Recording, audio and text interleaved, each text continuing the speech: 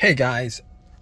All right. So if you guys are in this situation like I was a couple of days ago, I just want to tell you guys how you guys can get your car started. So basically this situation is a crank no start issue.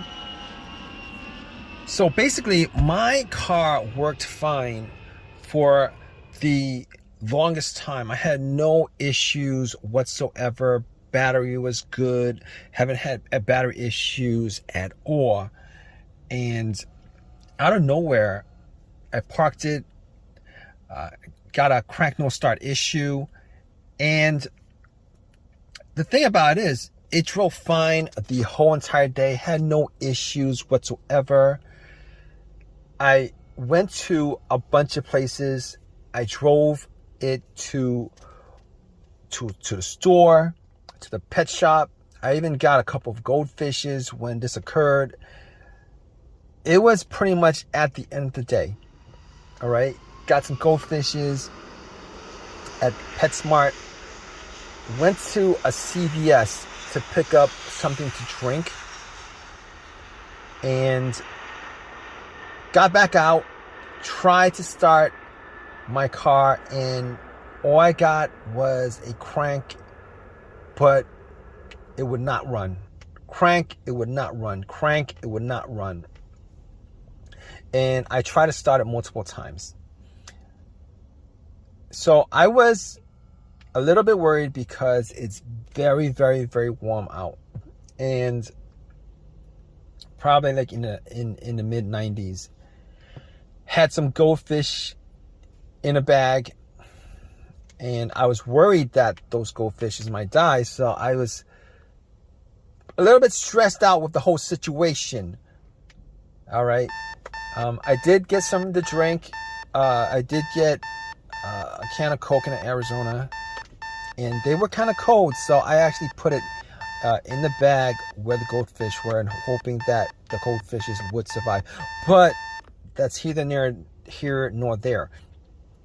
And so I turned on my headlights, all right, just to see whether it could be a battery issue because the battery was never changed. I did not know the condition of the battery or how old the battery was. Did not know the condition of the battery terminals, etc., etc. But I know that I didn't have any issues previous to this.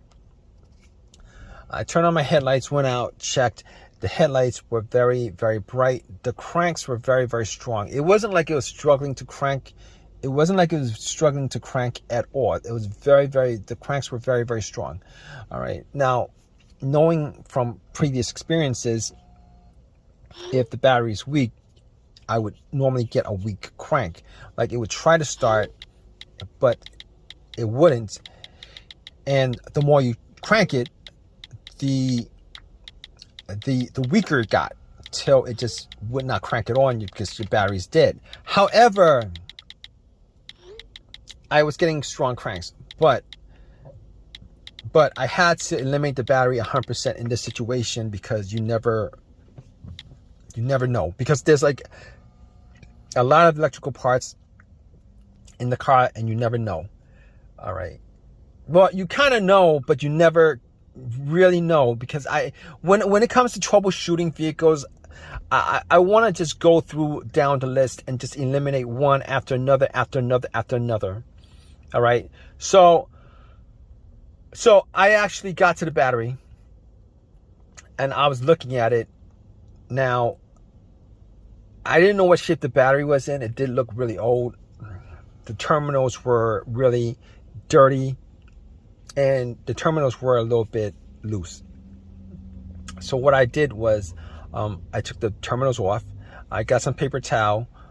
I took my Coke and poured it on the terminals, cleaned it up as best I could, and cleaned off a lot of the green, whitish stuff that was on there. Popped it back on, tried to start it, and did the same thing. Strong crank won't start. It didn't start. Strong crank didn't start. So I was thinking to myself, you know what? I was still getting a strong crank after like cranking it 7 times. And to me, that pretty much says that the battery is pretty good. Even though the battery looked kind of old, pretty old, but it was under the hood. It was the battery. You know, after a while, if you put anything and not look at it, after a while you get dust on it and dirt and all that grime and all that stuff, right? So I was thinking to myself, 90% sure it's not the battery. I can't say 100%. You can never rule out, and you can never rule that out unless you're able to get the car started, or are you able to test it out? So I didn't really have a jumper on me. I didn't have a jump pack to jump it. So I wasn't able to test, say 100% it was in the battery. But seeing as how the headlights were bright and it was cranking strong after 7 tries, I eliminated the battery altogether. All right, I eliminated the battery altogether. Now, I was thinking to myself, with this scenario, it could be a lot of different things, right? It could be the camshaft position sensor, it could be crankshaft position sensor, it could be the throttle position sensor, it could be the mass airflow sensor, because there's like a lot of sensors on the vehicle. It could be a lot of different things. But here's how I was able to eliminate all those things. I was able to eliminate all those things because normally if any of those things were to cause this situation, there would be a check engine light. There would be a check engine light and sometimes the check engine light would be blinking, telling you that it's more of a serious issue. But here's the thing: I did not see a check engine light on the dash. There was no check engine light. I know that 100%. Not that I was checking out for the check engine light being an issue, but I was looking at the dash the whole entire day, glanced here and there, did not see a check engine light on the dash. So I know now I can't rule that out as 100% because I couldn't get the car to start up. Now if it started up and there was no check engine light, you know, I could say 100% that it wasn't the check engine light. And I didn't have an OBD2 to pop it in to scan it. Did not have an OBD2 to pop it in to scan it.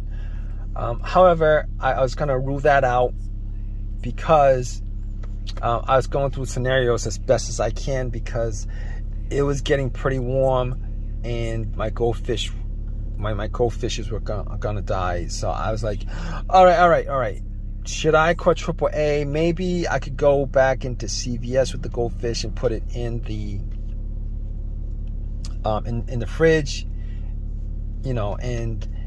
But you know, I was like 20 minutes into that, and I had to get something. I had to get something. Well, I was hoping that it was an easy fix. Get something. All right, so I was like thinking to myself, what else could it be besides this? All right. So I checked out the fuses. All right. Checked out the fuses, made sure that, you know, I didn't smell anything that was burnt. I didn't see anything kind of burning on the top of the fuses. And I looked at the fuses and everything looked good. Now I didn't have a fuse tester to test it out, but just from eyesight, everything looked good. Smell test didn't look like anything burnt out. I did actually check a couple. I think I checked a couple of specific fuses. I'm not, but none of them looked like they were bad. All right. So at that point, I was thinking to myself, it could be the relays. It could be maybe the fuel pump relay, the fuel pump itself, the car's ECU that's the problem. And I got back into my car, you know, and I thought to myself, well, could it be the fuel pump? And I tried turning on the car to the on, try to turn on to the on position, right? The position before the crank. I was trying to turn it on to the on position before the crank a couple of times just to see if I could hear, That really doesn't make any sense, but I tried to listen to the priming of the fuel pump. Now, the priming of the fuel pump will sound like a whizzing sound. All right, it would be a low hum whizzing sound because you can hear the motor just running. All right, it'll maybe run for like a second, maybe less than a second or two, whatever it is, and I was able to make out that it wasn't the fuel pump because I could hear the humming. All right, maybe it was just me, but I could hear the humming. So I was like, you know what? That's probably not the issue. That's probably not the issue. So I was thinking to myself, what is it that could cause this? Because I was running out of troubleshooting ideas for this situation. All right, it's because there's nothing noticeable, nothing that was noticeably wrong with the car. And I was thinking to myself, you know what? There's a strong possibility that it could be the key fob, because I never changed out the key fob battery.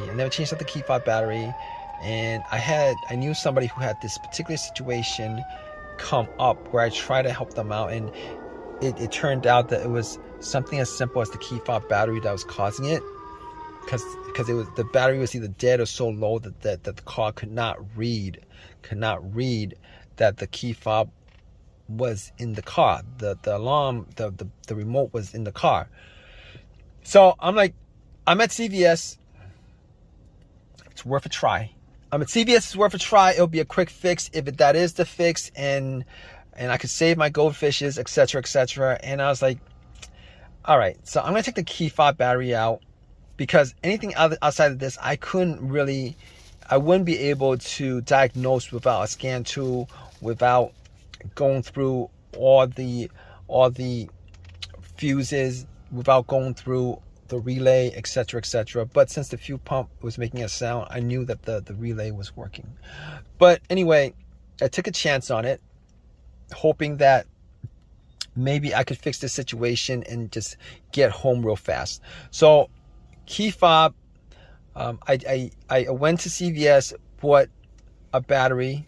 I took the key fob battery out because there's variations of the flat batteries, so I matched it up, put the battery in, ran back to my car, and tried to start it. Crossed my fingers, hoping that it would start, so that the goldfishes would, I could save the lives of the goldfishes. And get my car started without having to put in any more money outside of the $6 or $7 that I spent on the battery. And I turned it on. I tried to crank it. It cranked and it turned on. It cranked and it turned on, guys. So I was relieved, and I've had no issues with it since. I was relieved. I had no issues with it ever since. And it's been a couple of days. I know for a fact that it is the battery, the fat battery and the key fob that's the problem. And I'm hoping that if you guys are in this situation, you guys probably are in one of these kind of situations where you have a crank no start, and you guys are trying to find a solution for it. I'm hoping that you guys have this easy of a fix as I did. So if you guys have this situation, you guys went through all the troubleshooting steps, and you guys are pretty much at a loss as to what to do next, all right, spend $6, get a brand new key fob battery, take the key fob battery out of take the old key fob battery out of your remote, swap it out, and then try to start it. Hopefully you guys have as much as an easy fix as I did with my car. All right, hopefully that works out for you. If you guys have any comments, definitely leave a comment in the comment section. Please subscribe, please give me a thumbs up, all that good stuff, right, guys?